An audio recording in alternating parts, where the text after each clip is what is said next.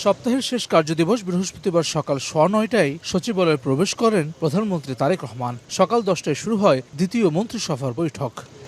2 ঘন্টার বৈঠক শেষে প্রাথমিক ও গণশিক্ষা প্রতিমন্ত্রী ববি হাজ্জাজ জানান, 18 মার্চ নির্বাহী আদেশে ছুটির সিদ্ধান্ত হয়েছে মন্ত্রিপরিষদ সভায়। ঈদযাত্রা নির্বিঘ্ন করতে নির্দেশনা দিয়েছেন প্রধানমন্ত্রী।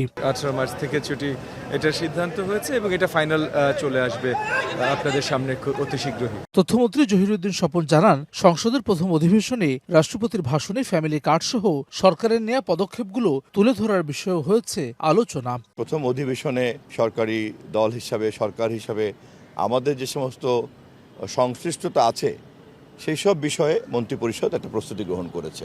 ইতিমধ্যে আমরা যে সিদ্ধান্তগুলি নিয়েছি, ফ্যামিলি কার্ড, কৃষক কার্ড, তারপরে কৃষি ঋণ, সেগুলি রাষ্ট্রপতির ভাষণের মধ্যে সরকারের এই সমস্ত পদক্ষেপগুলিকে রাষ্ট্রপতির ভাষণের মধ্য দিয়ে যাতে প্রতিফলিত হয়, ইতিমধ্যেই যে প্রতিশ্রুতি এবং যেগুলি আমরা বাস্তবায়ন করার উদ্যোগ নিয়েছি, আমরা সে বিষয়ে আলোচনা করব। 12 মার্চ বসবে ত্রয়োদশ জাতীয় সংসদের প্রথম অধিবেশন।